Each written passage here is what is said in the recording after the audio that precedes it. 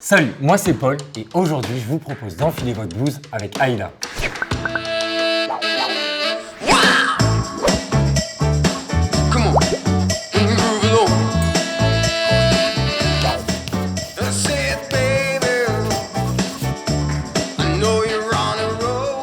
Aujourd'hui, gros défi, comprendre ce qu'est le séquençage. Ok, le corps humain est formé d'un assemblage de briques qu'on appelle les cellules. Chaque brique peut être vue comme une petite usine capable d'accomplir une fonction particulière.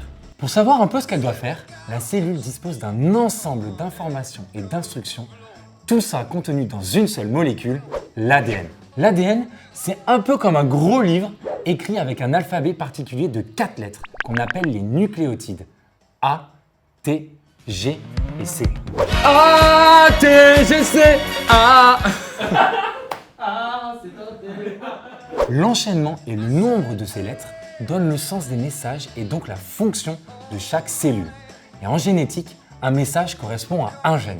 Le séquençage est un ensemble de techniques qui ont pour but de lire toutes les lettres d'un seul coup et d'identifier leur enchaînement précis. Ainsi, le séquençage génère un très grand nombre d'informations en très peu de temps. Chaque cellule contient une molécule d'ADN composée de 3 milliards de lettres énormes qui servent à former de 20 000 à 30 000 gènes. Et du coup, ça sert à quoi de lire l'ADN? Eh bien, en fait, s'il existe une erreur dans l'enchaînement des lettres, le message peut être modifié et l'instruction donnée à la cellule peut donc être fausse. Cela peut donner à la cellule en question la capacité à se multiplier plus rapidement ou encore de résister à la mort. Les premières étapes de la transformation d'une cellule normale en une cellule cancéreuse sont alors enclenchées. En étudiant ces erreurs, on peut mieux comprendre le fonctionnement d'une cellule cancéreuse et ainsi remonter à la cause de la transformation. Comme l'ensemble des gènes d'une cellule s'appelle le génome, on parle alors de génomique pour désigner le séquençage de tous les gènes.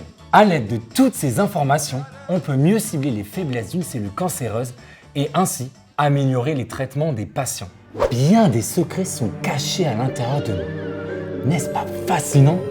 Bon, et si vraiment il vous reste encore des questions, n'hésitez pas à nous le dire en commentaire. Vous pouvez liker, partager la vidéo et surtout, n'oubliez pas qu'avec Enfile ta blouse, la science, c'est sans coup de blouse. Allez, à bientôt. Auf Wiedersehen.